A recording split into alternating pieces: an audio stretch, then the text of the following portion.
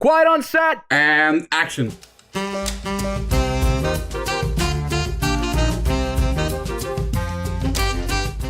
Disney's Zootopia 2 has arrived, and seemingly every family and their pets is rushing out to go see it. Is it the best animated film of 2025? We'll take a closer look at the best and worst of the year and review some underrated and underseen animated movies like Boys Go to Jupiter, Little Amelie, or The Character of Rain and The Legend of High 2. Kevin, as a crowdfunding supporter of Chris Stuckmann's Shelby Oaks, we have to talk about the, I'd say, a rather lukewarm reception this horror film, distributed by Neon, has gotten so far, and we'll obviously share our own thoughts on the film as well. But welcome back to the Quiet on Set podcast for those tuning in for the first time. I'm Ewan, this is Kevin, and we are sort of soft rebooting the weekly show with Kevin as a co-host. Lachlan is still part of our team, and we talk regularly, but other life events just kind of took priority over this show. For me as well, I'm literally running off from my day job right now to go record this before Kevin has to go to his job. So it's still hectic. It's not like we can make the time easily for it, but Kevin, I feel like you're the perfect fit for our show. You might have already seen some of our festival reviews and got a grasp of how much we do love to, sort of go in there and spotlight the smaller films and binge our way through almost any genre. And I'm looking forward to many fun discussions with you, mate. I mean, me too. We basically got all of December planned to out. So, like the rest of the year, we got the movies. We have selected the ones. We're going to watch some underrated movies and smaller movies as we go. And those will sort of spontaneously reveal to each other. Yes. So, I think it's going to be a good December. We're going to definitely profit off the December revenue. For being a non-monetized channel, we are profiting off of ads being played in front of us, but we are not getting a cent. But if you are so inclined to watch more of us and want to get some weekly updates from, again, at the end of the year, we can kind of round up all of the stuff that we feel like, as like you said, gone underwatched, underrated, and deserves a spotlight. And we are happy to help out and talk about them a bit more, even for our own smaller audience here. But yeah, consider leaving a like, subscribing goes a long way to maybe actually getting us monetized in the long run for next December. But also, feel free to leave a comment. Yes, because we like the comments. We do like them, especially the ones that come off as almost being a bot. But you're not entirely sure. It's like a 50-50. The guessing keeps me wondering, it's funny because like I watch a streamer, and you know how Fortnite is like they fill bots, at the server, and like you kill someone, it's like, was that a bot or was that an actual person? It's like they're always guessing. So yeah. But I think before we get into the fun of talking about movies, something we'll do semi-regularly when there's something interesting to talk about in the industry, we'll take a closer look at that. And I believe something that's been on our minds, and it's just kind of slowly ramped up to be more and more relevant, is the seemingly imminent sale of Warner Bros. Or Warner Bros. Discovery. We'll start off the show by catching you up to speed with this evolving industry story. There's a Forbes article that I'll link below that is sort of giving you a great overview of who is selling, why, what, who's interested, and I'll abbreviate it for you as well. The question is, why are they selling? It's to maximize the shareholder value. Zaslav has come in April of 2022 to kind of prop up the company. He came in from Discovery through that multi-billion-dollar merger, and through that they went from HBO Plus, I believe, to HBO Max, back to HBO Max. It's just been a whole mess, and ultimately I think because Warner Bros. has had such a great year this year with so many movies that opened to, I believe, like $50 million plus, like back to back over the summer, it is no better time than now to consider selling this huge media house that has so much history, but also not just the movie side, all of the licensing. Like, for example, they own the Harry Potter property, so that's something that's really for Comcast, Universal, for their theme parks, that's something that's really attractive. Less so is their TV stuff, their cable networks like CNN, because Comcast has CBS. They're not really interested in that. So there's 3 key players that are interested in buying Warner Bros. Discovery at the moment. Those are the most notable one that's also the closest to actually probably getting it is Paramount Skydance through David Ellison. And holy Nepo baby, don't even get me started on that guy and his dad, but he definitely has an in with the Trump administration, because if you're thinking, hey, 2 big companies merging, isn't that maybe, a conflict where they take up too much of the industry, and there's a sort of an antitrust thing where that's not allowed? Well, Lina Khan is out, who's been propping those deals, and making sure that they don't happen. So currently, they're just steamrolling through. There's also Comcast, which is also the owner of Universal, as well as Netflix, that is interested. For Comcast, they are more interested in the streaming side of HBO, pairing that up with their Peacock service, which isn't that big. And Netflix is obviously more interested in just a streaming library, but those companies wouldn't be interested in taking over the whole company, but only parts of it. So that leads many experts to say that it is likely that Paramount has the edge here because they are offering the cleanest deal. But with the bidding war that started at the end of November now, it's just seemingly propping up the price for which Warner Brothers is going. It's not really a question of if, it's a question of when at this point. And it's looking like by the end of the year, there might be new owners for Warner Brothers. But that's a whole bunch of information, man. Just on the vibes. Obviously, we're not a fan of yet another company after, the Disney acquisition of 20th Century Fox. What do you think about this? Like, where would it be best? Just overall. Let's be honest. Every outcome is bad because we don't want this to happen. So naturally, it isn't gonna be good.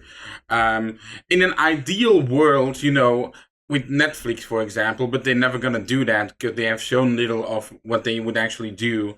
Like if Netflix buys it, hey, we have like distribution now, and maybe they'll combine that theatrically. They'll invest a bit more in theatrical, but that's clearly not gonna happen. They very, very clearly have been, hey, Netflix first, and we're gonna prop up that catalog and make all the smaller titles that are like almost invisible, even more invisible, because we always talk about it, especially with Netflix, how lately that's just like a lost and found place where you just put your arm in and it's like, hey, maybe this is finding a gem between all the trash. Comcast, Universal, I don't really have an opinion on that, and Paramount is indeed the easiest way to do it, but it's like you said, they had such a good year. We probably both hate that Warner Bros. Was so successful because of David Zaslav's decisions, but you have to give props where props is due.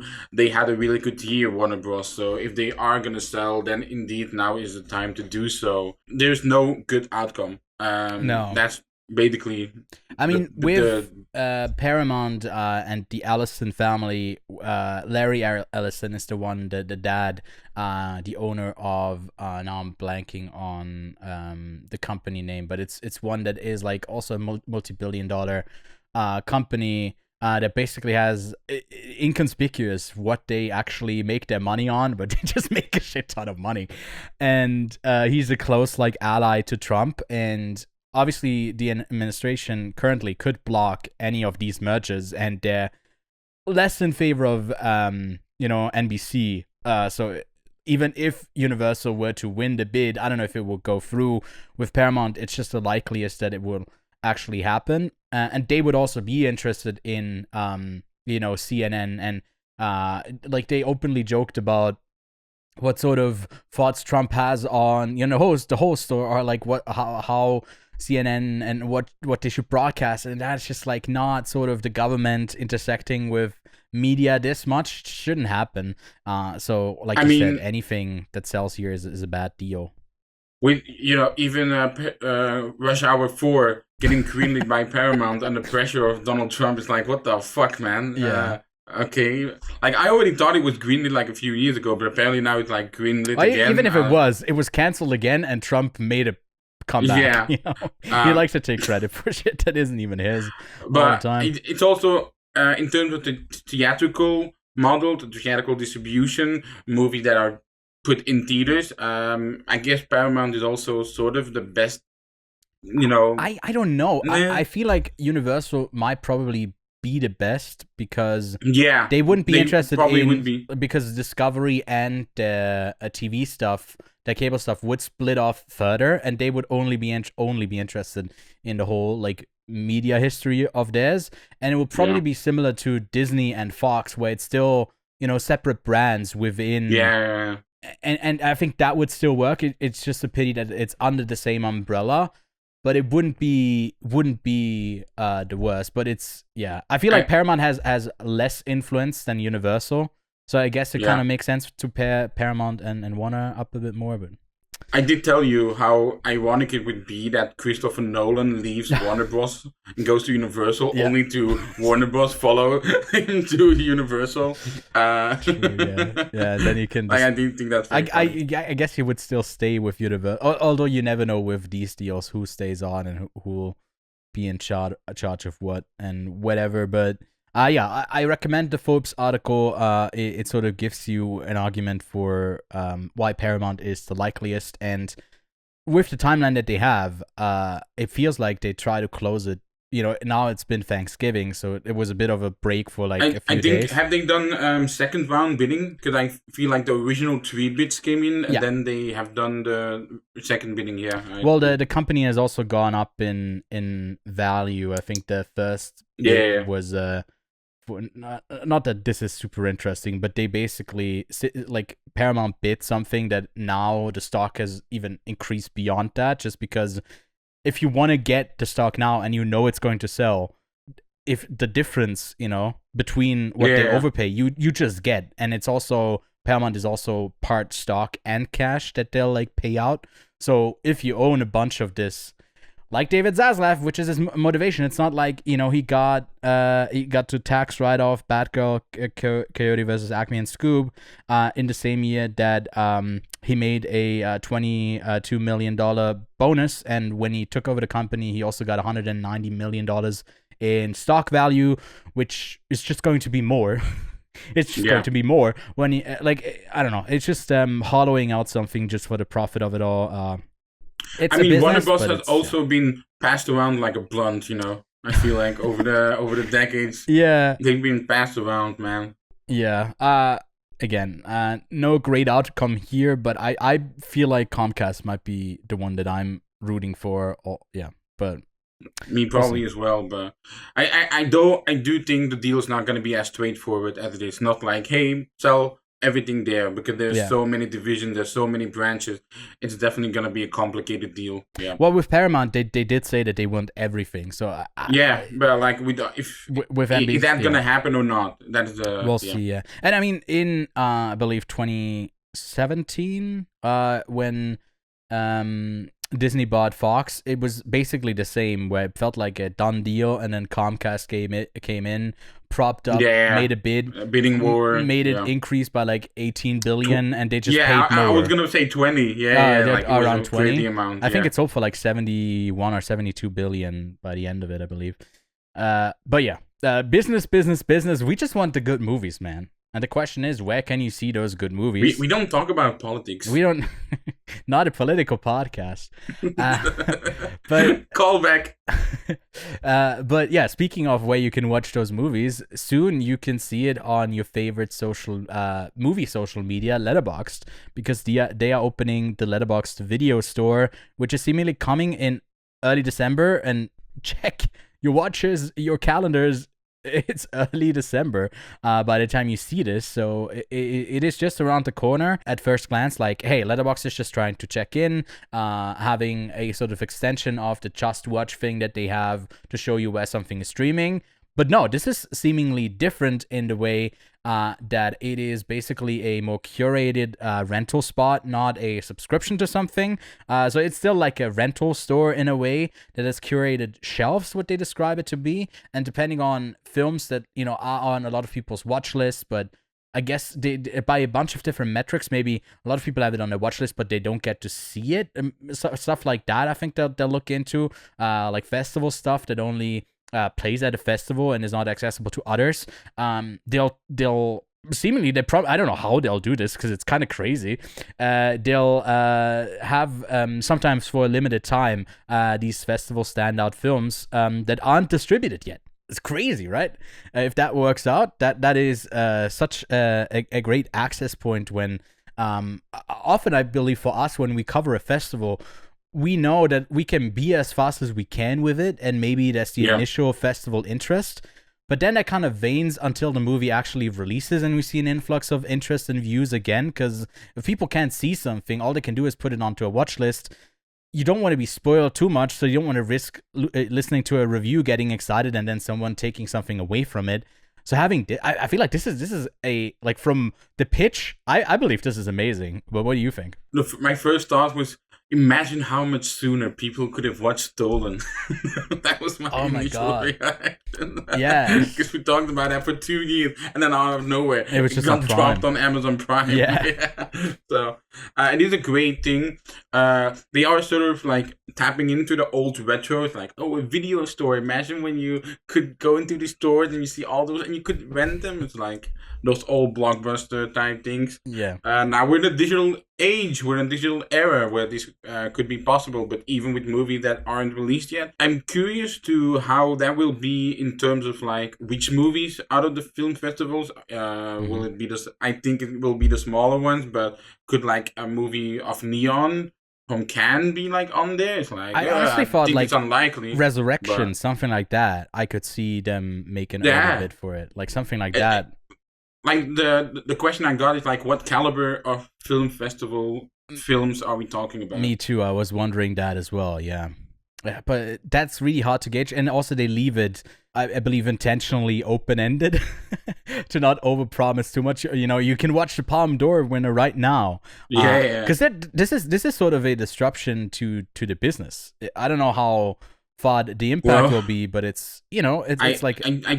It's a niche product, and the niche product can only, you know, grow from there on out. So yeah, like how many people will instantly watch? To me, it makes sense that films that would probably only get like a limited release ever before dropping on VOD would be perfect for this, because not everyone is in New York, LA, Chicago, or sometimes in European markets or worldwide. It just never reaches that far. So they did say they tried to bring it to as many places as possible, but something like the Showtimes feature is only available in the US, in the UK, and I believe maybe in Australia.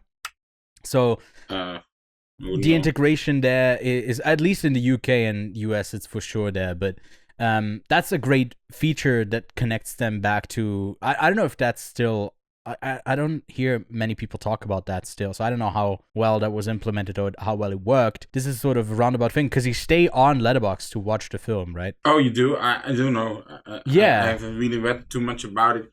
I will say I'm a bit concerned about piracy. Yeah, me too. Because, you know, No Other Choice leaked the other day because they put out those neon box screeners. You got In the Hunt of Dante, which released before Venice. So, like, it is a dangerous thing that distributors will also be aware of. So it's like, oh, but if we put it on there, there is a chance that it could be pirated, leaked, whatever. So, I don't know how they'll treat it, because with VOD, it is, not to get too much in the technicalities of pirating, but it is easier to do if it's sort of Letterboxd serves as, because we get these screening links sometimes as well, and they have your information on there, and you couldn't download it without that information, or you can't even download it. You probably could download it. I'm just not tech savvy enough for it, but it would track back to you. And I wonder if Letterboxd will have a similar thing of, first, when something exciting is going to come out, it will like mess with the servers maybe a bit if the interest is too high. I could see that happening. And some of these screening services that we watch stuff through are quite horrible, even with my great internet connection. Sorry. Leaving a bit of space for me to appreciate how fast it is, and Kevin to get mad. Even then, flexing. It's just kind of buffers sometimes. So I wonder how great it will be, and like what the bit rate will be, sort of that playback, because Apple has the capacity to have a great streaming service. I don't know, with VOD things of how they'll host it. Like, a lot of these niche things can make or break the launch of this. And I don't know how long they've been working on this in the background. But especially the bitrate. Like, I know there's a streaming service in Belgium called Sooner, and sometimes it's good, sometimes it's bad, man. It's like so atrocious. Like, I gotta say, Netflix is horrendous. Like, I pay so much, it's so bad. Like, on my PC and laptop, oftentimes it's horrendous. But like on my PS5 or like any bigger screens where there's like actual 4K things, like it's okay. So it's like hit or miss. For me, it's like Amazon Prime Video has been pretty good in terms of like bitrate handling and any lag or anything. But Apple TV is also very solid, I must say. Yeah, Apple TV Those is two are definitely the front runners in terms of bitrate. Yeah. Mm-hmm. But before we move on to the movies we're gonna talk about, Lachlan is in here obviously, so he can't show off his physical media. But hey, maybe I can, right, Ewan? Can I? Sure, you can. Yeah. Yay! Then I do have to put away Elmo and Tom and Jerry because not allowed to watch. I am gonna rush through these. All right, I'm sorry. We have Exhibition. We have Wild Tales. You've seen this movie? I think so. We got Sugarland Express. Hey, good movies. I know, right? Black Friday. I've been spending. You spend as well, right? You got the new chair. I did get a new chair. I actually don't want to shout out the fucking thing in the back. I don't. Maybe we'll get sponsored. I got the new Planet of the Apes movie on 4K. I got Turning Red for only $4 on 4K. This is how little confidence they have in this. I mean, to be fair, they had little confidence in it back in 2021, 2022, whatever it came out. I got this 4 Wallet and Gromit movies. I have Monkey Kung Fu. I have Tom Cruise The Firm. Shit, my movies are falling. Everything's falling apart. Oh no. It's already so many. We got The Others, which is Les Autres. Yeah, it's a French 4K, but hey, I don't care. It was also Planet of the Apes was also something with Planet. Yeah. A Dry White Season. Nice. We got Matilda the Musical, which is like a Netflix movie, but though, like, hey, and now I got it physical. We got Mustang. All right. We have the Avatar complete series for $10. It was always like 20, 25, but now it's like 10. It's like, hell yeah, I profited off that. And if you think that was it, it's not it, but I'm putting these movies back so I can put Elmo later back on it. Then we got Bait. The director of this has made my favorite movie of this year. We'll talk about that later this month. We got Shine. Ewan is absolutely hating how slow I'm rushing to it, I think. We got Brother. No, you can't. Brother. We got Richard III, Hamlet movie. We got The Settlers. We're almost there. We got Fallen Leaves. Yes, I love Fallen Leaves. The thing is, you've shown so many movies that I've never seen before. White Material. And we're ending on Laura Poitras collection 4 movies. Yeah. Risk, Citizen 4, The Oath, and My Country, My Country. Which I will say, I hate the fact that 3 movies are Blu-ray and this one is DVD. Like, why do you do this to me? Yeah, is it an older one? The My Country, My Country? I have no clue. But I'll let you know later. But yeah, we quite enjoyed her latest film, Cover Up, out of Venice. Or at least I love that one. Hey, I did too. I just, But I did more. Took a little nap. You did take a little nap. Yeah, I feel like this is something. Obviously, this was the Black Friday sort of edition of this, but you're someone who collects so many. I mean, just look at his background, man. He's got a ton. And I always have got 2,556. It's crazy. Like, a lot of people have not seen as many movies as you own. So. I know. I'm aware.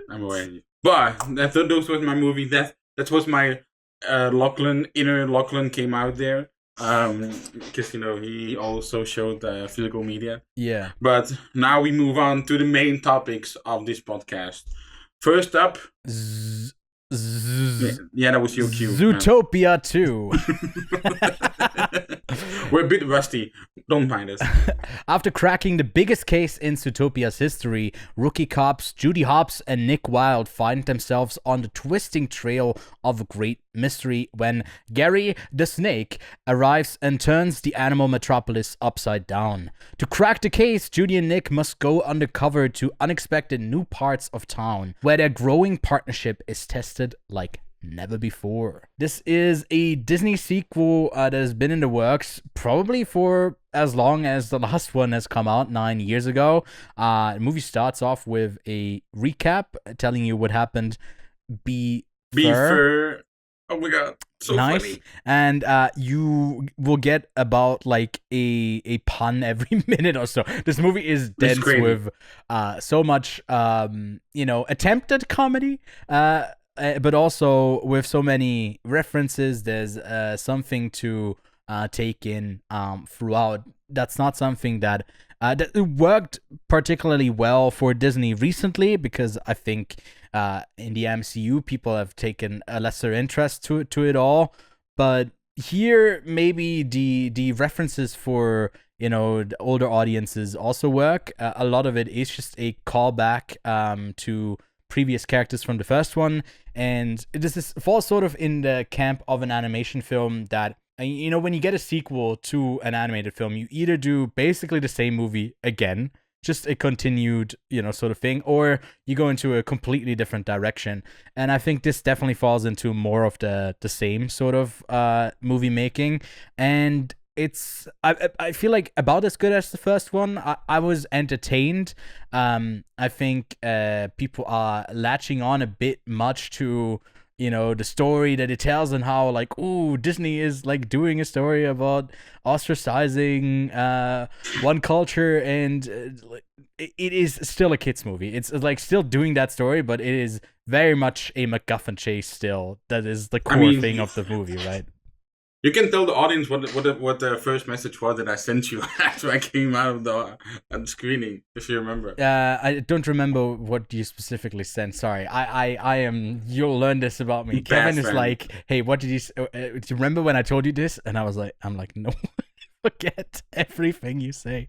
Also, everything I say. It's not just a you thing. But I said, like, I did not have on my bingo of 2025 that you can finish it if you remember. That like Superman and Zootopia 2 will be about sort of, I don't know if you said Israel Palestine or if you said something ethical cleansing. Yeah, it's crazy that sort of the theme of this, because the new character in this story, played by Ke-Huy Quan, Gary the Snake, is one that starts out as sort of the expected bad guy, but I think already in the trailers it was shown that it wasn't him. And just look at his face, man. He has he looks like the most innocent little guy.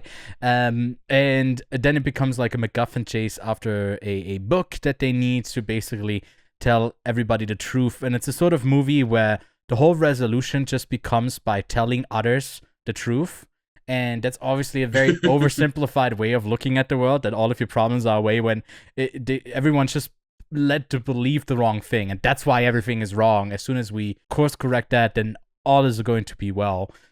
I think that works for a kids movie. I think it then, I feel like, I don't know how much it actually holds in there, like as a story, to have anything to particularly say about that. But again, that's not what it's supposed to be. That it's just a good, fun kids movie where furries can sit in the back and also enjoy it quite a bit too. And I don't know if it's because we live in this TikTok era nowadays, but I sometimes, especially in the beginning and during a chase in the swamp, I was overstimulated. The amount of cuts, the amount of jokes, like the references, but then it's in the action being told. It goes by so quickly. It's edited so quickly that I just felt overstimulated. And I don't know if it's just because, hey, we need these kids locked in to this movie. And yeah. I was there like trying to absorb everything, but I think these kids will just be like, oh, something is happening, So I felt that at two specific points, the beginning chase scene, like the opening chase sequence, essentially, and one that happens in like this sort of swamp area. I know the town has a name, but I forgot the name. If I'm being honest. Yeah, I remember the place where they hop on sort of these hippos or something like that. And no, it's not It's a hippo. not hippos. It's like You're I don't know what definitely offending the some animal there. my intention. I'm rage baiting. I'm counting on the comments correcting me. Yeah. Telling me I have no general understanding of zoology. But yeah, and in the end, I also have some qualms. Like the third act is so convenience galore. You know, the shit happens and people are there when they shouldn't really be there, but they're just there for the plot. I think we'll talk spoilers a bit more towards the ending of this, but I liked Zootopia 2. I don't think it's much better than the first one, even though I haven't seen the first one in almost 9 years, probably. But I went to see it with a friend. Oh, he thought all the animals were cute, even the bad guys were cute. So they were. I mean, they were. I mean, it's. I don't think it's much of a secret. I don't know. I don't know much the trailers have already shown. So it's also. I haven't seen the trailer, so I wouldn't know. I don't know how much you'd care about the revelations in the story of like, because I think in Zootopia 1 it was a bit of a whodunit, you know, who's behind it, but not really showing you suspects, but basically at one point just revealing it, if I remember correctly. Which, by the way, that character, I guess spoiler for the first one, the sheep, she just returns. And oh yeah, for no reason. She returned in a great fashion, though. She returned in a great fashion. It's just so random. To me, it was like very random. And I mean, let's be honest. Let's. The only references I, for the moment, remember is Silence of the Lambs, The Shining, and Ratatouille. Those are the only three I remember. The Ratatouille is definitely the most standout one. The Shining one is like, if people were like, oh yeah, all the kids are gonna understand that reference. All the children. like all the people in the cinema probably like had their eyes wide and wait, is that the Shining? What? I don't know why it's in there. Obviously, it had The Godfather in there. Like, it's supposed to be just sort of a reference to, you know, you get to, at one part, overstimulated like crazy, like you said, as an adult. And then you get, like, the reference and, like, oh, I'm back in. This is a thing I know. I think they strike the balance well of what most of the audience is going to be. I think this is a well-made product. And you'll never get me, like, overly excited about a product, because it's a fucking product at the end of the day. Yeah, and this is also Zootopia 2, because let's be honest, Disney has not have a good run with their original animated movies, so they're naturally going to be way more protective over their sequels. Like, there's going to be a certain quality control on these sequels, on these reboots, whatever it is, you know, what they're is making. Yeah, what is interesting is that they did make, and I also watched this, they made Zootopia Plus. Like, they made these little spin-off short films that came out. Right. And with Moana, they did have the plans of making a series, but then switched to make it a movie. Yeah. And the movie felt really incomplete. I could not imagine the Zootopia Plus, because like they returned to the ones with the Godfather reference and stuff like that. Yeah. If you make that into a whole movie, you have nothing there. And definitely this had more of a story where in interviews that the directors gave, it was them talking about that every decision for the stories is basically like, if you introduce a new animal, you introduce a new part of town, the whole network has to be like, it has to somewhat make sense around them. And for that, I think the world building is really fun. The sort of thing, the amount of detail that you can catch in the background. You also like just the references of, at one point a person gets knocked out by a pan, and it's the Rapunzel pan.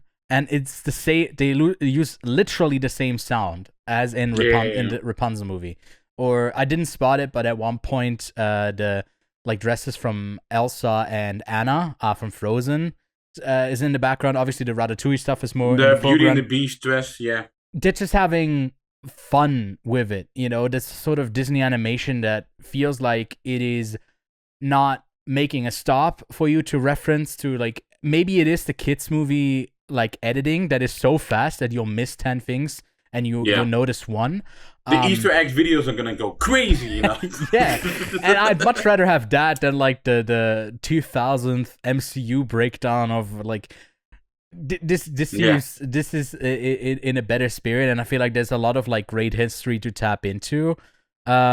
And I mean, you know, Pixar has been doing that for a long time, where they like play certain things, and here works well as well. But what was your like? Did you have a favorite new addition? Because I feel like we know Ke Kwan got his Oscar, and since then he's just been getting role after role after role that like are not great projects, and not that like a voice cast role in a Disney animated sequel is.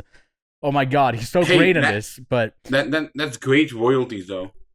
Yeah. I mean, I don't know how the Disney Plus stuff still pays in royalties, but it's a good one to. But the cast, the cast. But in terms of the adventure, I think that Nick was surprisingly like in the first one. I felt like he was way more chill in this movie than the first one, I felt like. So there was a bit of a character change for him.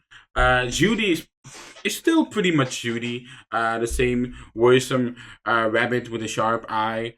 Gary the Snake is indeed adorable. Then you got the Linksley family.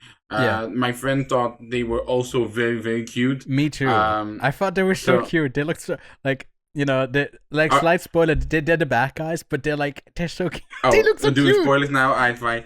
So I knew he was gonna betray them, right?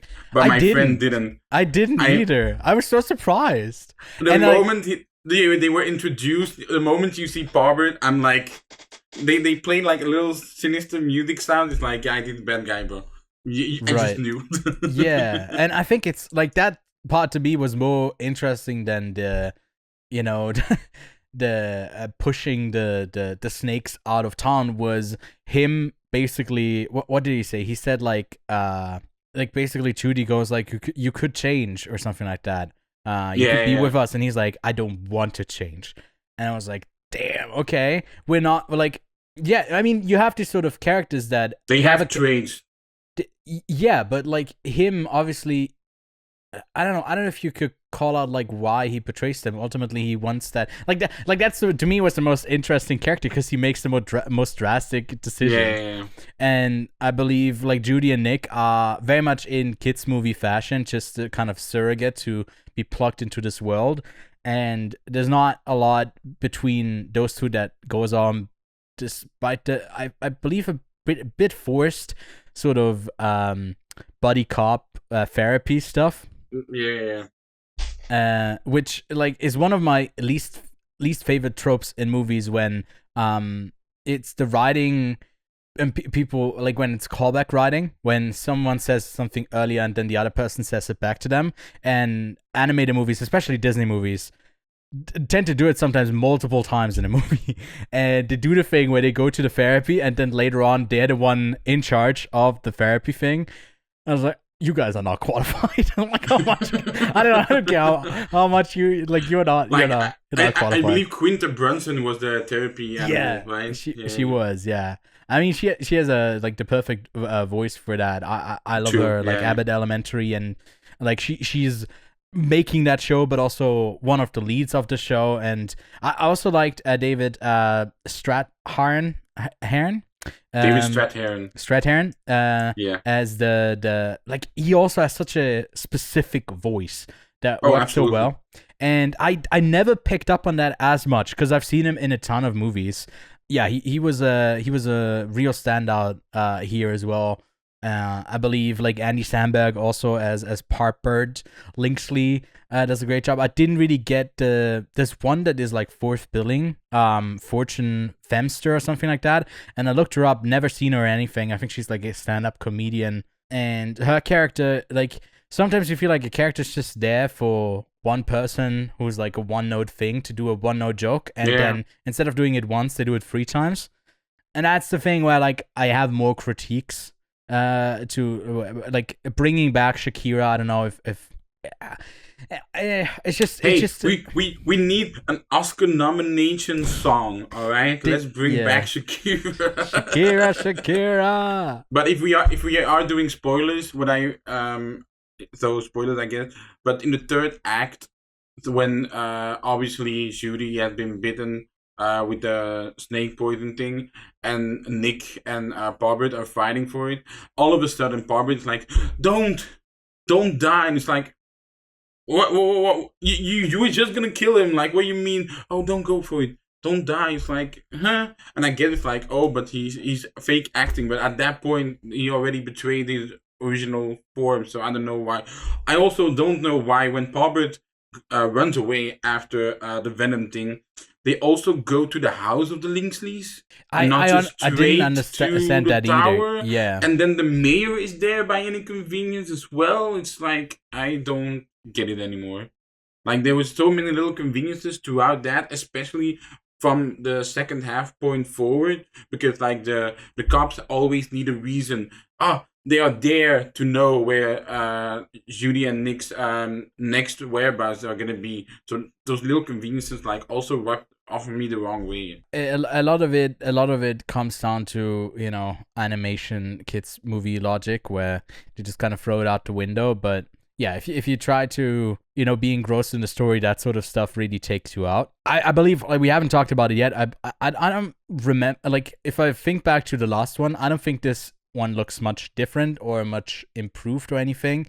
Sometimes, like, do you think it looks much different? No, you just remind me of one thing that I do want to say, and it's probably not as talked about in other reviews, and it's the perspective and the scaling of the animals in wider shots and in closer shots. I do think that's actually a very underrated talent that they have in these Zootopia movies, because in the wide shot they're naturally, but whenever it's a close up, then they have to sort of match, and they do it with a sort of perspective that always feels natural. So I think that is like a trait of this movie that is very underlooked. But I wanted to mention that one. Yeah, I think all around, you got a really well made film. But yeah, Same. One that entertains, one that overstimulates, one that maybe has a sort of very loose aspirations to be about something grander, but very much in the backdrop, while not taking away, to focus on the message, but have the entertainment at the forefront. I think that's the sort of the best you can hope for a kids movie. I'm still at a 3 out of 5 only for this one. I like the first one a bit more concise. This one felt a bit more over the place, and I wasn't as interested in Nick and Judy as characters. They were basically a bunch of nothing burgers to me. I mean, the comments that I read of Nick and Judy is like, they basically just should have kissed at that point, and it's like, I don't really know if I wanted them to. I saw someone saying like, "Oh, this is the most straight baiting I've seen in a long time," or something like that. It's like, what the fuck are you even talking about, man? Get offline. Go touch some grass and maybe see if you can go to the woods and spot an actual fox. Maybe that would be a good thing for you. Like, Jesus fucking Christ. It's a kids movie. I gave it a 6.5 out of 10. Like, I was struggling between a 6 and a 7, so I'm gonna be that guy. I'm gonna go straight into middle. I didn't mean to do that. Fuck sake. I hate you. And it's a kids movie. I can't not make, because otherwise we're not hip, Kevin. Oh yeah. Otherwise we are losing the youth. I guess I should also mention that we don't know the official numbers yet. We'll probably know the moment when we stop recording. But this movie is gonna make like at least $500 million opening week. That number probably is gonna be higher. I know it was like a 520. And like in China, it made already 100 million plus, like on opening day or something. Which was, I believe, it broke the record of. Was it the highest grossing foreign film in a single day? Yeah, something like that. I think that exact record. It's so this movie is going to be massive, which has me wondering, like, if there was an outcry for an animated Western movie and like a good kids movie in theaters, is Zootopia 2 this year's like answer to that? Because we're gonna talk about 2025 animation overall, and we have had the success of Demon Slayer, of Chainsaw Man, of How to Train Your Dragon. If you sort of wanna included in there, but that's live action. But it's still coming off of a massive animated property. Yeah, Lilo and Stitch would then Is also fall into Zootopia that. 2 basically this year's like answer Answer to the outcry answer for to what? animation? Like to the outcry of a good Western animation, because we're talking about Demon Slayer, of Chainsaw Man, of K-pop Demon Hunter, which like is still like K-pop. Yeah, it's still sort of Yeah. and furries are from America traditionally. Sure. 'Cause I think it wasn't K-pop Demon Hunter. Was it the Sony animation or who? Yeah, it was Sony Animation. Yeah. Yeah, but I guess that also would be Japanese, but also then you don't know because it's Yeah, such an but, like- international company. You're right. I was wondering if that maybe would qualify as the Western hit because also it was such a hit. Oh yeah, in absolutely. the absolutely. States too. But you're talking about like a Illumination. We did have Disney Elio animation. early in the year that also like Yeah, the fucking Pixar flopped. one kind of flopped. Yeah. And I don't know if we had, and no, Snow White was live action. There was just, it's interesting. We had, How to Train Your Dragon, Lilo and Stitch, and Snow White. 3 animated properties that all got into live action adaptations. Yeah. Instead of getting what we usually get every year, which is, pretty like great, or at least very popular animated films. And I don't know, do you want to bridge over to our overall discussion of 2025 animation? I mean, that was my hope too. Yeah, no, you're perfect. I mean, I feel like it's arguably been a pretty lackluster year for animation overall. If you look at the last couple of years, in 2020, we had Soul and Woodwalkers. You also put down Do you Mortal mean Kombat. Wolfwalkers? Woodwalkers. Wolfwalkers. Wolfwalkers. Oh my god. There is also, I believe there's also a movie called, no, don't call me crazy. There's a movie called Woodwalkers that came out last year, and I don't know why. It was like, I think a German movie. So it is Wolfwalkers. Did Wolfwalkers win the Oscar, or was it No, it was Soul. I think it was Soul. and you put down Mortal Kombat Legend Scorpion's Revenge. Yeah, that was a really good one. I haven't seen that one. In 2021, we got Marcel the Shell with Shoes On, the documentary animated film Flea, Mitchells versus the Machines, Encanto, a movie I didn't really enjoy, but Encanto was incredibly popular.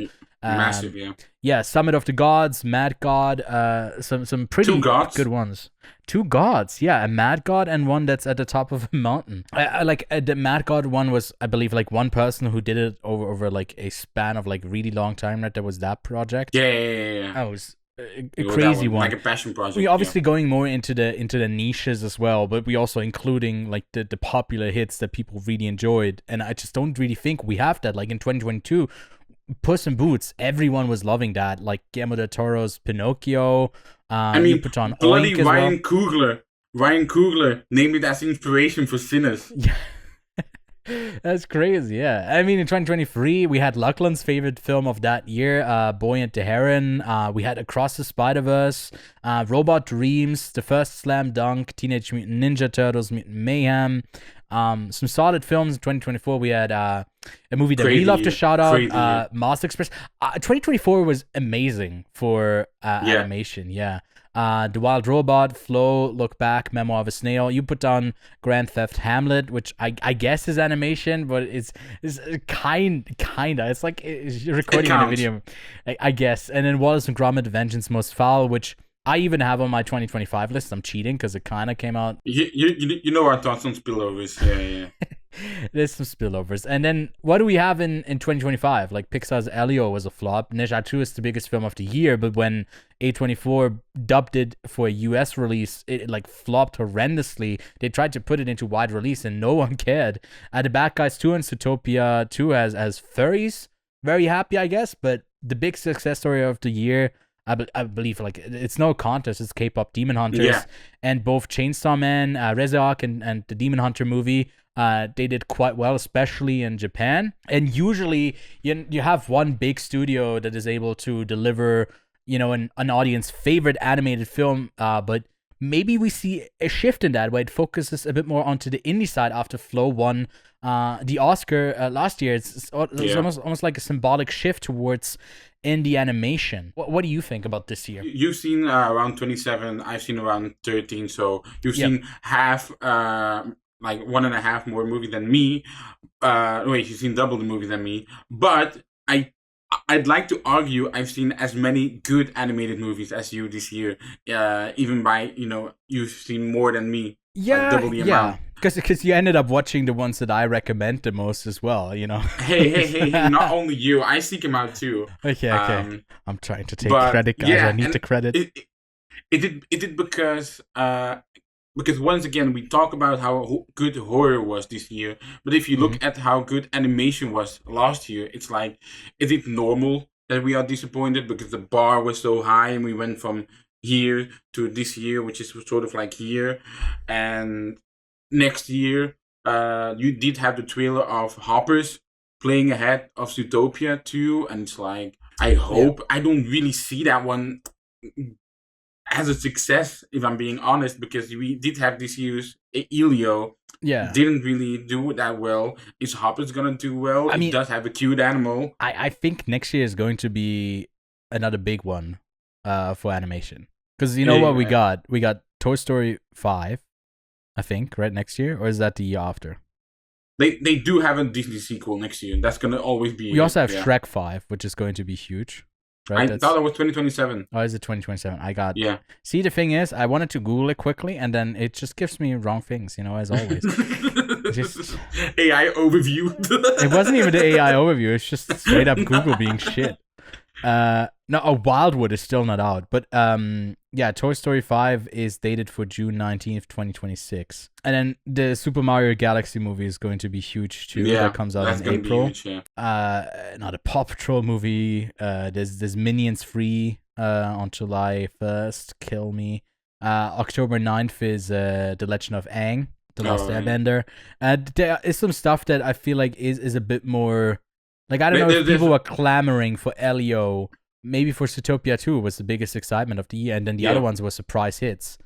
Or based on an anime thing. The reason I'm mentioning Elio, because I remember us being in a call with Lachlan, like just hanging out, and he was like, when is Elio coming out? And we were like, it's on streaming. It's actually already out on streaming. It's like, So completely missed we definitely have some more high-profile animated movies coming out next year that have a lot of potential to be smash hits, but all the people that I've talked to and asked the question of, hey guys, what do you think about animated movies this year? They all pretty much go like, there were like a few good ones, but overall, it's been lacking, and I can't disagree with them. But we have scoured some animated movies, like what has this year had to offer, and we've done a deep dive. I mean, not like a little deep dive. We've seen a few animated movies over these past 3 days. We've rushed through them. Kevin, it's again funny to me. I've seen, like you said, 27, and there's a ton of people who haven't seen 27 movies that are released in 2025. It's just funny to me. I'm a fucking obsessed little fucker. Because there's some good animation out there, and with the accessibility of animation, with a lot of like projects like Flow that just needs someone who's dedicated and maybe a small group of people to execute on a simple idea. I mean, that's the idealized version of how it actually is like. It's so much work to do to animation, but like a lot of these, when it's like a first time animated movie, because you can just spend so much time with it, there's no constraint on like shooting on set and not getting it right. A lot of them sometimes feel quite personal, and you get stories that are very impactful. So I feel like the indie scene for animation is just getting increasingly better and better. And it's very exciting. Absolutely. We have talked about animation in 2025. Let's actually talk about some animated movies of this year. So what? No. Sorry, I'm just channeling my inner Amelie, little Amelie, just saying no. Right. Well, talking about, indie movies, are there any on your favorite list of this year? The one that stood out to me the most is one that potentially doesn't even release until 2025. That's one with a very fun title. Until 2025? 2026. Sorry, I live in the past, future, and I'm all across space, man. But came from the future. but my favorite is Lesbian Space Princess. It's a bit of a surprise one, but I got a screener for that, and that's how we got to see it. And I believe it only releases here locally until next year. I don't know if it will be on VOD before then, but I just had a great bit of fun with it. It's just tapping into a sort of comedy style that can be very grating if you're not on the same wavelength. And even if you're on the same wavelength, it might do this on the wave, and then the wave slowly starts to dissipate. But it's just like pulled me back in again and again. And I think you didn't feel like 100% the same way, but I wasn't on a dissipating thing. Yeah. Like if we're gonna talk about the movie in terms of I think when they enter a certain club, like from that point on, because the movie is quite aggressive as it already is. Yeah. And as I was watching the movie, it's like, okay, the message of the movie is sort of children friendly, but the presentation of the movie absolutely isn't. So I was also sort of conflicted between them two. Yeah, it's like taking so many very like. The thing is, with animation, you can be so incredibly literal and have it be like that be the joke over and over again. Yeah. And if you stick to that, it can be actually like there's so much creativity like oozing off of this movie. I love the animation style. I loved how I hated every character in it at one point, and I loved them as well. Like even the most despicable ones. I'm sorry, you didn't like the straight white aliens? No, like I was about to say, like I hated them at one point, but also I thought they're so like charmingly uncharming. They're so off-putting. I get what you mean. I find it so funny. It's like, don't ever tell a lady how much wedding karma you have. It's a very like it feels like a very Gen Z movie. That understands the lingo but doesn't lose itself in the sort of overwrought terminology of it all. Like it's a sort of self-therapization of understanding everything, and then this is a trigger, this is that, this is like overstimulating, and you got all of the fancy words to describe your problems but no way to actually understand them and solve them. You can just kind of describe them very broadly, and here you got a character who's just completely lost. she is so defined by like how she's perceived or how she is liked by others. It doesn't lean too much into the cheesy finding yourself sort of thing. Like I think it's just that's what I like the most about this movie. Because these movies oftentimes are like, oh, she's coming out of the closet or something along those lines, and she's finding her true sexuality. Well, in this case, she already knows her sexuality. Like, it is already very much the norm, and what it's about is her anxiety to have a relationship. Like, you could do this movie with any sexuality, but obviously because she's a lesbian, like it's literally the title. Also, they make a very funny word joke with lesbian and thespian. I just remembered. Very, that joke very was good one. It was so funny. It's also the Australian banter that just adds to it. It's just it's made, and the voice acting especially. It's made so much better just because. And also, if you look onto the cast, the lead is one who is also in The Pit. She's one of the younger doctors coming in, who's the daughter of the like one of the head surgeons or something like that. She has like a connection through her mom. And that great character in that series. The Pit honestly might be my favorite show of the year, but that's a bit of a tangent. I haven't seen it, sorry.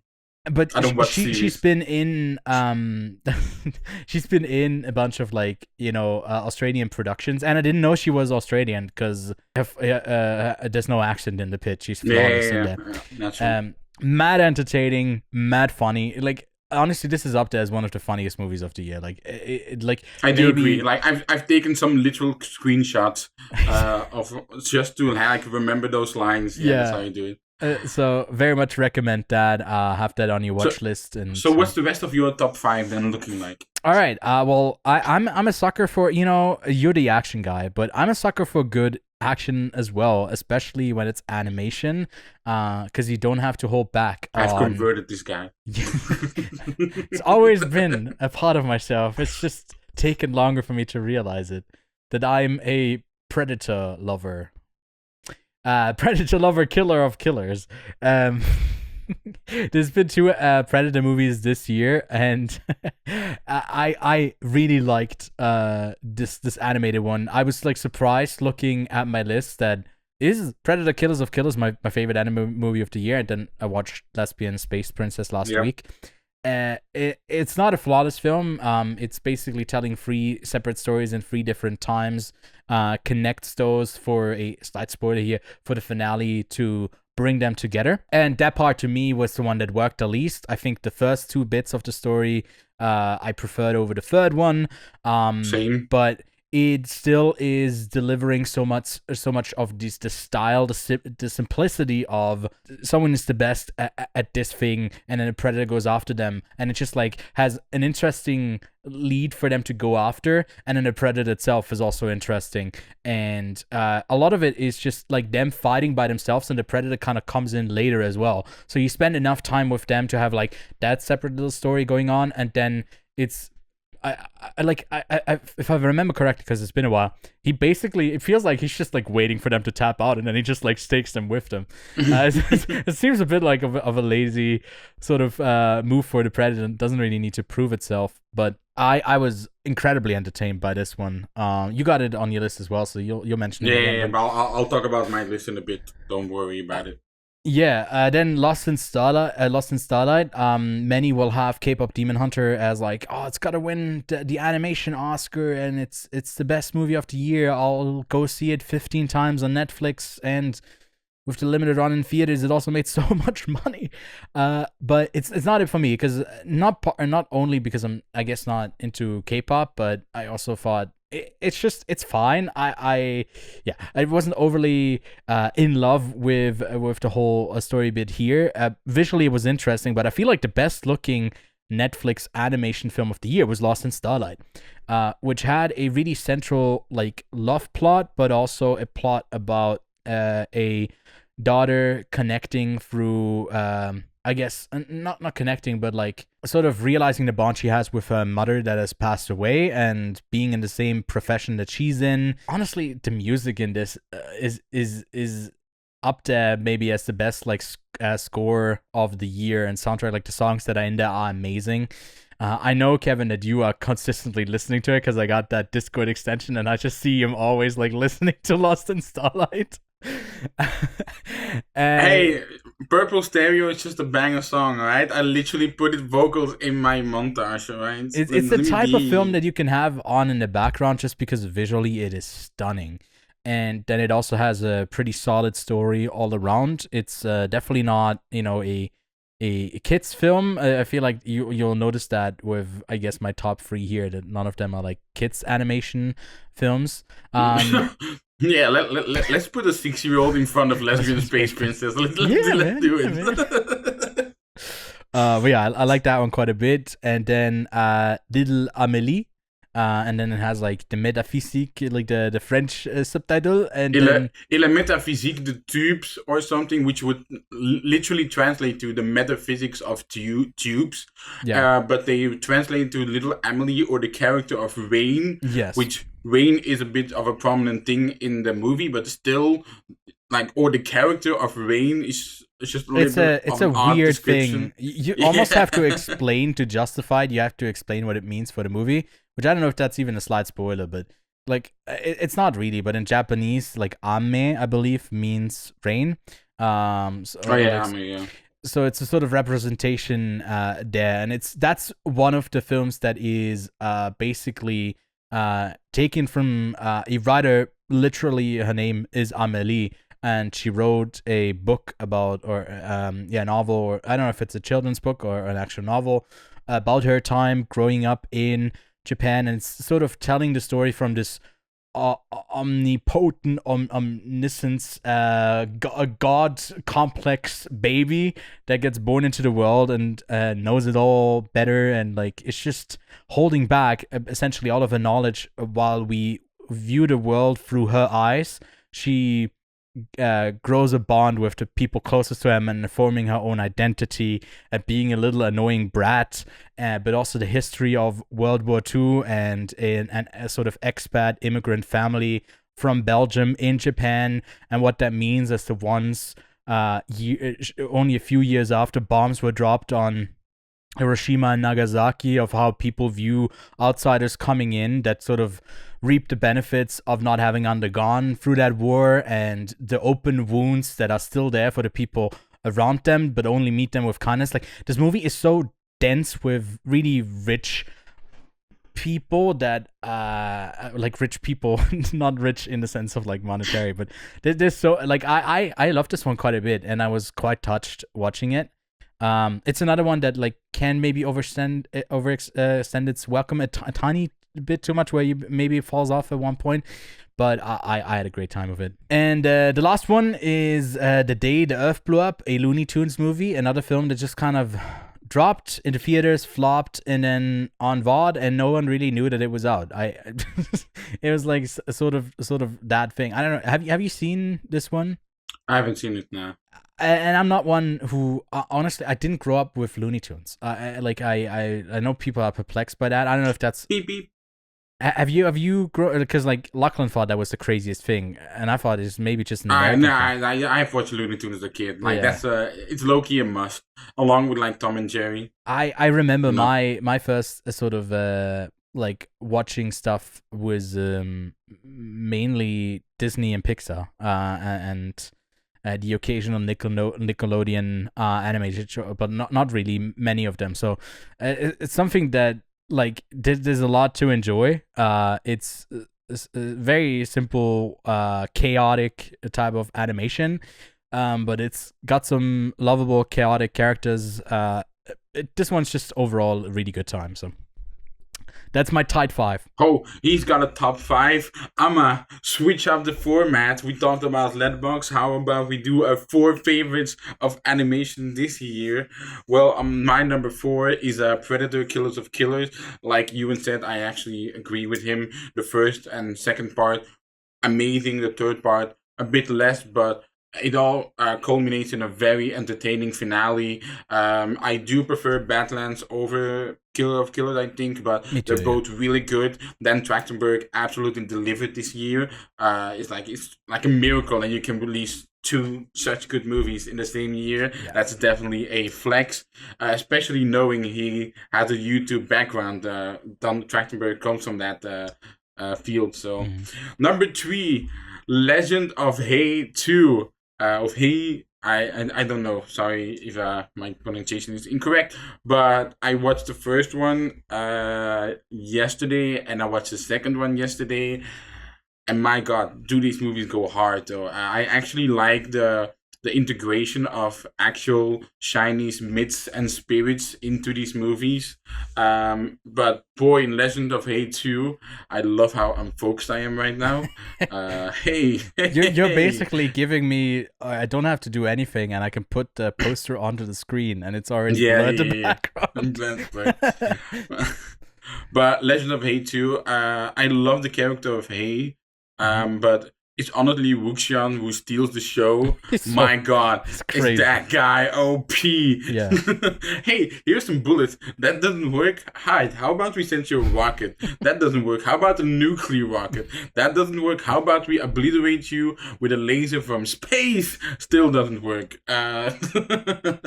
So I absolutely love that one. Also, the action is great. Specifically, Hay is teaming up with someone else in the second one, and their combat is so tactile. in the sequel. Like they have to get rid of a certain thing, and that makes the combat so much more interesting. Instead of where in the first one, at the end, it's quite an anime Naruto, Dragon Ball Z it's ass not fight. like the camera is tracking with them, but it's so often moving around them 3D in like space, where they could be, where they are. Like and a lot of it is chase scenes as well. So you whip through like so many different. You whip through. It's great. Yeah. And number 2 is Boys Go to Jupiter. Talk about rinsing a soundtrack with Lost in Starlight. I might have listened to that X song a few dozen times. I love how Grace Schmidt, because she also works on the Daily Show. That's where you might know her from. I just love the way she's eggs. I think about eggs again. It's like so funny, but it's also this unique type of animation. You talked about indie animation. One of the Letterboxd reviews, like, oh, you could make an animation movie with you could be a 3D artist with $5,000, make this anime movie and invite your friends, animated movie, and invite your friends with it to act in it. I feel like that's totally the right vibe with this, and it is very unique. That's why I got this in my top 4. It's so unique. Sure, it may not be as interesting to many people as the movie goes on. Funny enough, for me, that was Lesbian Space Princess. For you, it's probably Boys Go to Jupiter. Exactly. So, yeah. But also the Alien songs go hard, man. They do literal food reviews. Like, how bonkers is that? It is. Like, Lesbian Space Princess stays thematically kind of the same in the line of jokes that goes, Boys Go to Jupiter. It's just like, it's all over the place. Anything goes. Anything goes. Like the most random shit. Just I also love like we're delivering food to the same door like 20 times a day. And what did it say? Like have a grubby day. Have a grubby day. Have a grubby day. Then we at number 1 we got Lost in Starlight. That is my favorite movie of this year. I love. Again, we talk about animated movies having a simple story. Lost in Starlight has, just this dilemma about long distance relationships. Because, this astronaut, she sort of goes back to South Korea to work on the project in the hopes to get back into it. They have a meet cute, and then that relationship naturally blooms open. Like, honestly, a bit like a Before movie. But then you have the dilemma of, hey, she actually might go to space now. What are we going to do? How do we I think I told to myself early on camera, like, I don't think I can see anything that can distinguish anything in your background here. Because it sounds so I have to go. It is before sunset, and at the bottom is before midnight. Right. But it's also a glare on it, and I couldn't find before sunrise. Otherwise, that would be up there. But yeah, Lost in Starlight is an absolutely stunning movie. If we're going to talk about Oscars, which we are going to do in a second. I hate to do it, but it's just to show how different our favorites are compared to like what gets nominated. I do think Lost in Starlight is the most beautiful animated movie of this year. I have watched K-Pop Demon Hunter, and I do really like the amount of assets and locations that K-Pop has is very, admirable.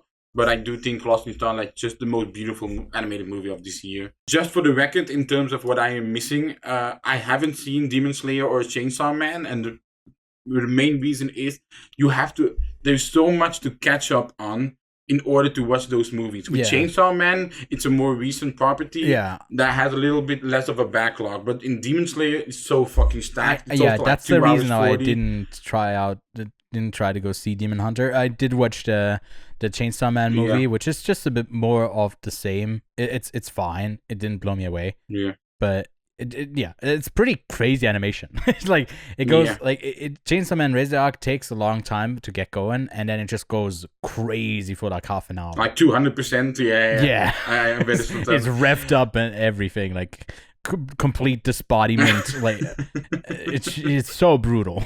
The other animated movie that I'm missing is 100 Meters. We both looked forward to that one because we are like an animated movie about sports. Yeah, let's go.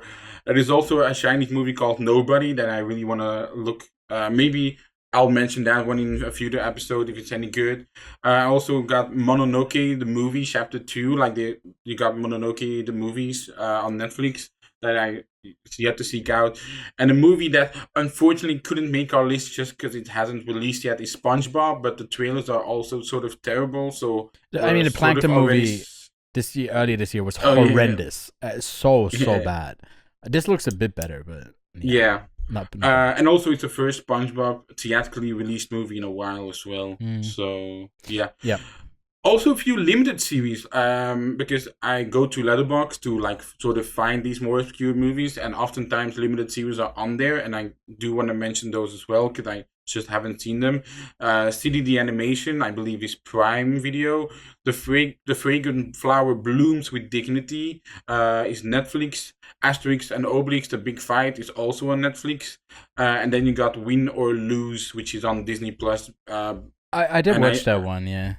And all those limited series have like actual good ratings, so that's why I wanted to mention them in case. I haven't had a chance. I do have the screeners for the whole series, and a few episodes are already out. But that the Mighty Nine, the one that comes from Critical Role, that one's also out. I haven't had a chance to see that. Cool.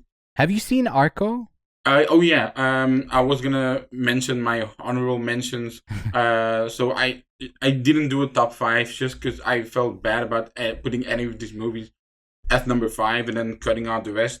So my honorable mention would be Arco, Little Emily, Lesbian Space Princess, K-pop, and Scarlet, which we did watch both in Venice on the big screen. We did, and it was like in scope format, all cinematic, but unfortunately a bit of a disappointing story, or like disappointing adaptation. Yeah, you wanted to look at the Oscar, right? The Oscar. Yeah, on Gold Derby, I was just like, because you talk about these, being a lackluster year of animated movies, and then we go seek out these smaller ones, and I'm like, I know some of these aren't gonna get nominated, so what will get nominated for it? And the top 5 at the moment are K-pop Demon Hunters, which is a favorite to win, Zootopia 2, Arco, Elio, and Scarlet. And it's quite funny that none of us have K-pop, Zootopia, Arco, Elio, or Scarlet in our personal favorites. So again, that just goes to show that I feel like last year they got the Oscar-nominated movies right in terms of animation because they were just so good and it was such a good year. Yeah. But this year, I mean, I do see Chainsaw Man and Demon Slayer lower below the list, but I don't think, the Academy is going to vote for them. Yeah. You pulled them off Gold Derby. I forgot to do this because I was like, I won't. I'm not doing Gold Derby anymore. I'll go to a awards expert because it's done by Justin from the Oscar expert. I do want to support them, and I'm just looking at the list, and they also have K-pop Demon Hunters at the top, followed by Zootopia. Also got Arco in slot number 3, but then instead of Elio, they have that at 5. They have Little Amelie at 4, which is 6 on Gold Derby. They don't have Scarlet in, so it's spot number 8 over there, and it's 5 over on Gold Derby. I don't see In Your Dreams getting in, but yeah, obviously we are missing because Predator Killers of Killers was straight to Hulu. Straight to streaming, it wouldn't qualify. Same goes for. But Lost I also in Starlight. don't think animated the Academy would watch Predator Killers. That couldn't be because then In Your Dreams and the Twits, because they are Netflix movies, also wouldn't qualify. Yeah, but it probably has been released somewhere theatrically in it. Yeah, I guess. But that's Netflix, yeah. Yeah, I guess a qualifying run isn't that hard to do. I guess in Gold Derby they also have Predator Killers of Killers, but I feel like you can just put them in even if it's just one person, then it pops up just in the wrong category. But yeah, this is not to me as like K-pop Demon Hunters clearly being the favorite. It's not really. It's the story of the year in terms of animation as well. It's the biggest hit. People like families, people with children, they have heard those K-pop songs. I think like 1,000 times. It's been played over and over. I believe the K-pop songs as well have been in like the Billboard Top 100 for like decades. So yeah. But do you think there could be an upset where maybe the Academy votes against it and like let's Zootopia win or something like that? It's because I also watched the artists react to great animation, the corridor thing, and they did do a section of it on K-pop Demon Hunter, and that's why I talk about the animation. It is quite spectacular how many outfits location, assets, facial characteristics they have for those characters. Like it was pretty astonishing. So while I am rooting for smaller movies like Arco, which is very beautiful, Little Amelie, any of the movies we have mentioned, I do see K-pop because it's also like Disney isn't exactly the one guaranteed win anymore in animation. Yeah. We've strayed away from that over the years. Mm. So I do think K-pop Demon Hunter is gonna get it.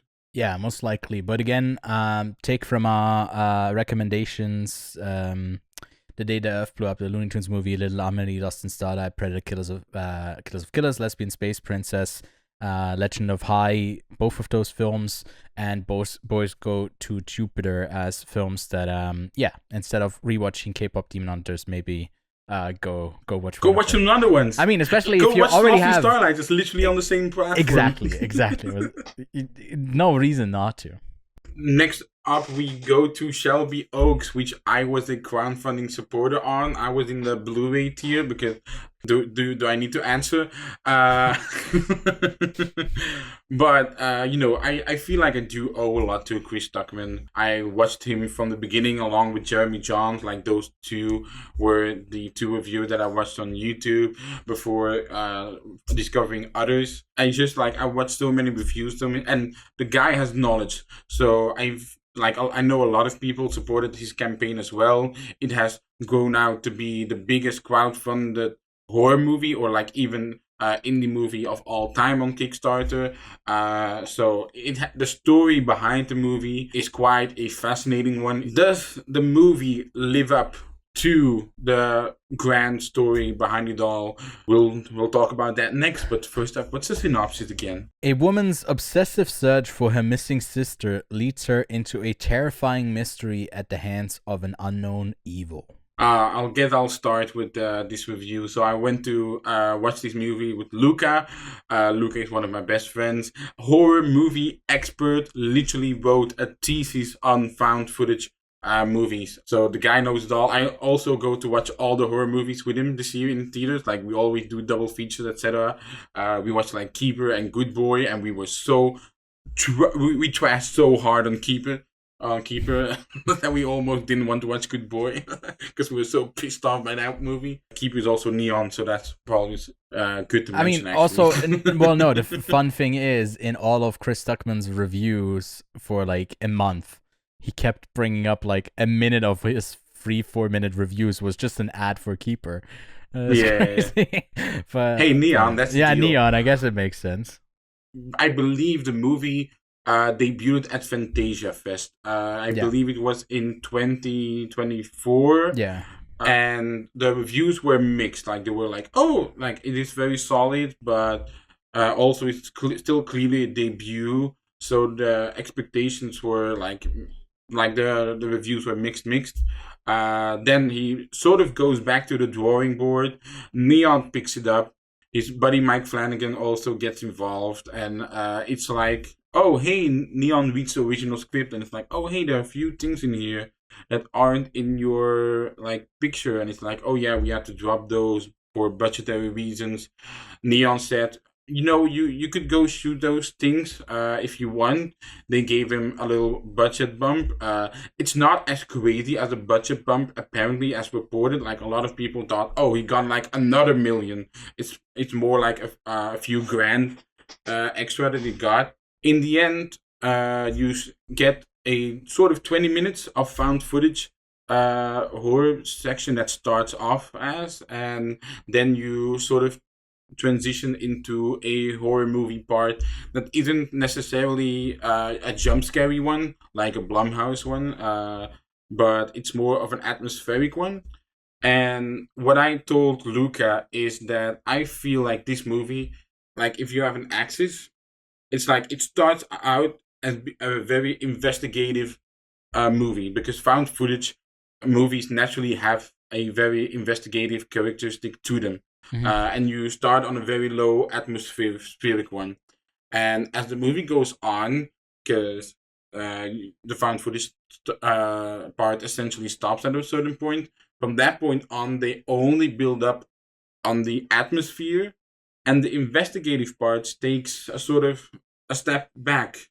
And I found that a bit of a shame because I was very much invested into it because you start out with the found footage aspect of it, and even in the movie part, the horror movie part of Shelby Oaks, there's like a few edits that could have made the investigative part more interesting. For example, at a certain point, our main character goes out to sit on the porch, and she sees a dog, but like a few scenes back, she already went to a horror movie book, and then she sees like, oh yeah, hellhounds, dogs, and then afterwards you see the dog, and it's like, wouldn't it be more interesting if she sees a dog, she remembers something, and then she goes looking for the book?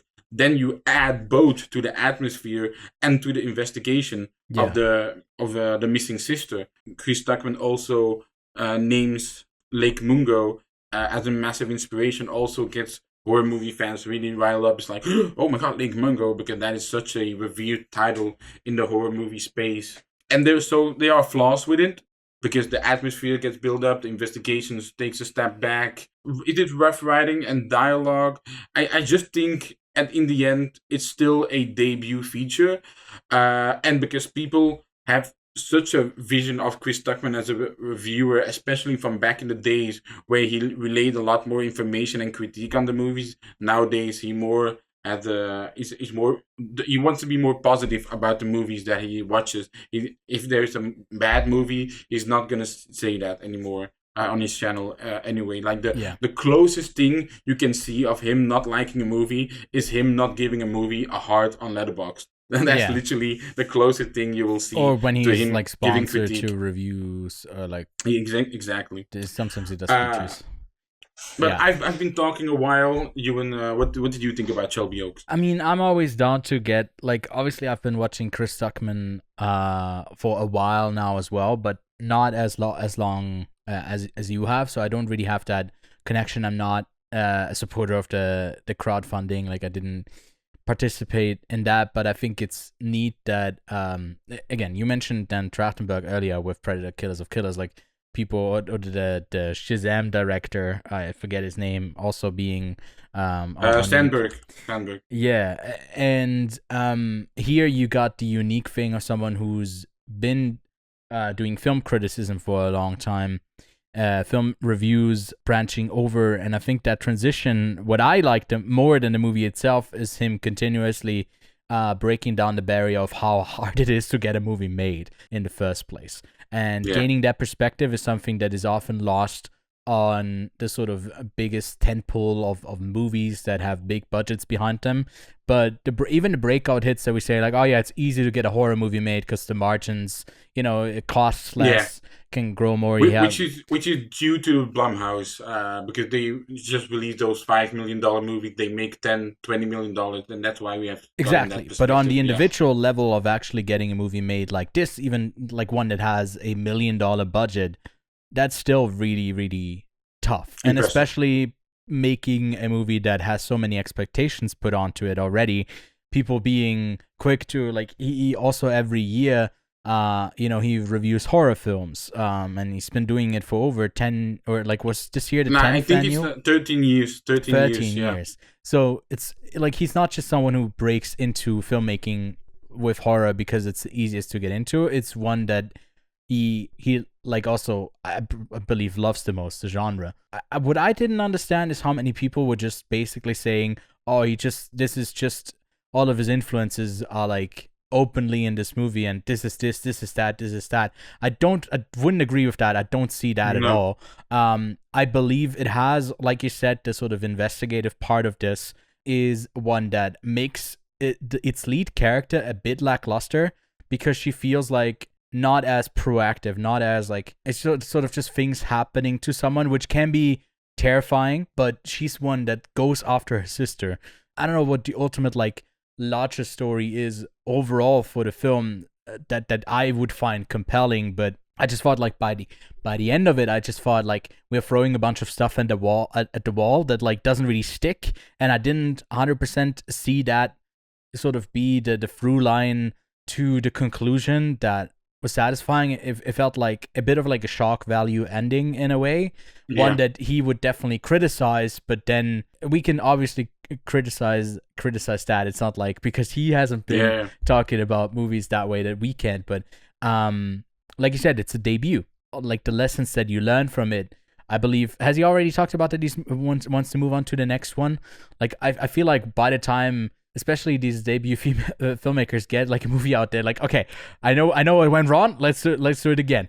And I think his next one will probably be a bit better. Like I had a bit of a tough time with some of the editing, some of the like writing for the characters just like didn't really keep my attention. I like you said, the atmospheric horror side of it all, like the longer scenes, the like lingering on certain things, like the slight breaking of the glass. Like all of these are like great atmospheric touches, but I don't think they fully come together. And that's just something that, you know, maybe you got it and maybe you sometimes don't. And that can just be a coin toss on when he does it the next time. Maybe it works out better. I also think he's sort of split on doing a certain story, because Chris Stuckmann has been like a Jehovah's Witness, if you know about that part of his life. Because that's how he when he talk about movies, especially in his childhood, it's always like he never could watch those movies because he was not allowed.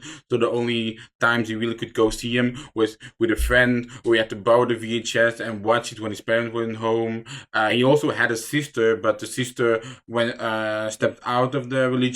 So his sister was by metaphor dead to him for like 12 years. So that's also where the story of these things comes in.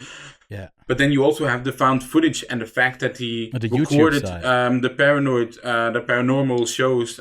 He recorded on a 27 DV recorder. He edited it on a 27 MacBook. So you got the story of him, you know, of our main character finding her sister. But then you also got like the critique of these, you know, conspiracy theories, the internet phenomenon that was surging in that time.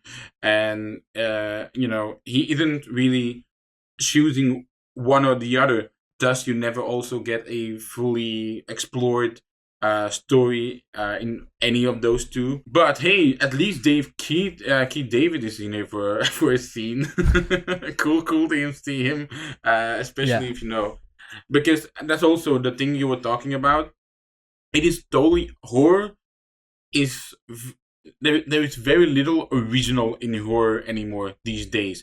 It's very much you take things from other movies, you try to wrap them in a new way, you try to rebrand them in a new way, to speak. And Chris Stuckmann does that, maybe a bit more than other movies do, which he also gets critiqued of. But for me, that isn't necessarily a critique. That is more of like, hey, like you're a movie reviewer, like you've talked about these movies, and now you get to show them the influences that they had on you. So I'm not like critiquing any of that. I'm more of a fan of it, actually. Exactly. But maybe it was just the expectation that he does something on the level of like Jordan Peele and its originality and influence, which was just never, I feel like, in the books, and that's that's fine. He just, again, doesn't get the sort of platform to, like, if you look at Osgood Perkins, he's made some pretty shitty movies. I mean, you hated his last one. I also didn't like Keeper as well, but he's made some pretty shitty movies, like really bad films, and then he's also made some pretty good ones.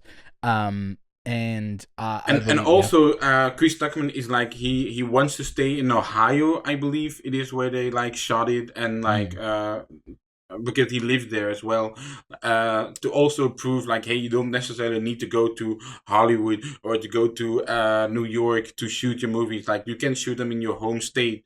And obviously Chris Stuckmann isn't as experienced as someone like you said, Jordan Peele, because, you know, he hasn't acted or written or anything before. Like, he does mention in like the promotion videos that he like shot little videos with his friend and movies, and he had done a few shorts before, but that's not on the same level as some of the other horror directors we're speaking of. Yeah. Wait, on an ending note for Shelby Oaks, on Letterboxd it does list for the countries, it does list USA and Belgium Is that your crowdfunding support that gets What? your country listed onto Shelby Oaks? Wait, actually, I don't know. It's Belgium. It says USA and Belgium. USA Belgium. That's fucking funny. That That's- honestly explains perhaps why I was allowed to see the movie in theater. Yeah. Because it did drop online on VOD anyway. But hey, good to know. Good to know that my $70 got this movie distributed in Belgium. Let's Exactly. go. Yeah. Unfortunately, rating wise, unless you got something else to add. No, the only thing that I always also should say is that perhaps some people go into this movie expecting like a jump scary movie a la Blumhouse, and this movie isn't that. I also think some of the mediocre reviews have been of people going in with wrong expectations. Like he doesn't do like there's maybe one easy jump scare in the whole thing. But that's it about it. Rating wise, I'm at a 2 out of 5, a 4 out of 10 for it. Unfortunately, I am quite low on it. I'm sort of rating it regardless of if it's by Chris Stuckmann or any other horror film that I've seen. That's just sort of where I would slide it in. I'm trying to not let that influence my rating. I'm gonna like honestly, I would give it a 5.5 out of 10. And I'm not going a 6 because 6 is regarded as positive nowadays. Because of mainly of Rotten Tomatoes. But I also don't want to give it like a 5 in the sense of like, oh, you just passed. No. Yeah. Like this movie has something going for it. Honestly, had two things going for it, and they don't necessarily mix all together. But he has a voice, like he has potential for sure. I look forward to the next project that he's gonna do. I'm very happy for him that he started off this way with a decent distributor in Neon, with Mike Flanagan as your mentor essentially. At the debut, you wouldn't necessarily want more. I guess you do want more budget. That's always the problem with these movies. But in terms of a start, I do think this is a good start for him. And I'm curious to see what he's up to. Yeah, I don't know if like the reception hinders, pipeline of how fast he. Like, if you're gonna be in director's jail, I don't know. That's just if Neon is interested in working with him again, the way that this worked out. I mean, hey, they're curious with working with Osgood Perkins. If they're still interested in working with Osgood Perkins as the keeper, brother, I am not watching his next movie. If Osgood Perkins had a movie in 2026, I'm not watching it. I'm not. Because he had two this year. The Monkey also came out this year, no? Yeah. And the guy like so short take after a break. the long legs. Yeah, take a break. Take a break. But I think Chris Stuckmann has also like plenty of projects in the works. Like he has other scripts. So he's definitely circling those around studio, perhaps preparing another Kickstarter. Like, I don't know if he would he do that? Wouldn't he do that? But hey, Chris Stuckmann, curious to see what you do next. Chris Stuckmann. What does he say at the end? Oh, Stuckmann. Stuckmann, something like that. Perhaps we should mention with Shelby Oaks that also marks the last horror movie release of this year. I don't really think there's anything else that's coming out in December in terms of horror movies. So I guess we could also tease that we are gonna do a best of horror of 2025. Yeah. At least, definitely the two of us. I am hoping to get Luca in it. So Luca, if you're watching this, brother, join us. Yeah, looking forward to talking about a genre that has had box office hits, entertainment, just good movies all around. It's really been a year defined by horror. Next week, we're not going to talk about horror films. We are pushing our review, an extra review that we wanted to do today, but it's you and me, baby, and we overextend. We yap. We yap. You yap. So we have to already push one of our reviews to next week, but it will still be around on Netflix.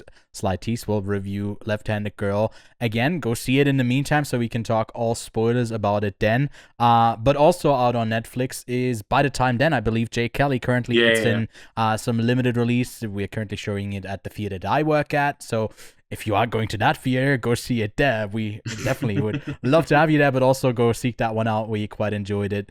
A bit of a slight movie, overall, and a bit vain, but that's sort of the appeal of it as well. And then a movie that has one of our favorite, if not favorite male performance of the year by Ethan Hawke in Blue Moon. We'll discuss that. And then one of my favorites coming out of Gunn that I'm getting to rewatch, it also releases in Switzerland soon, Love Letters, Des Preuves d'amour. Des Preuves. Can you say that? Do you say the French better? Des Preuves d'amour. Yeah, exactly. Rolls of the tongue. It's very, very French, very sexy. It's about... Am I gonna pick a spotlight movie? Well, we're doing those 4, so that's a lot of them. Yeah. And we might be chatting up some more, giving you some more recommendations. So definitely don't forget to subscribe to the channel to not miss those latest episodes. And again, some of these you might maybe find clipped as well. Definitely leave a comment. We'd also love to hear from you if you watch through this whole episode like this, or do you prefer it if we were clipped up and re-released? Would you watch that over the podcast? We'd actually would love the feedback. But should we do this? I don't know how long this will be. Should we do this 90-minute podcast in like a short a short form? It's just published over on TikTok, but like wrongly cropped, like done with AI, no editing, just like automated, all handed out. No. We want that human touch in our movies, but also in our podcast making. So thanks so much for watching, and thank you for having me. Yes, and we'll have you back next week. You're not fired yet. Yay. Me neither. I'm not fired. Let's go. Elmo looks really happy. And cut.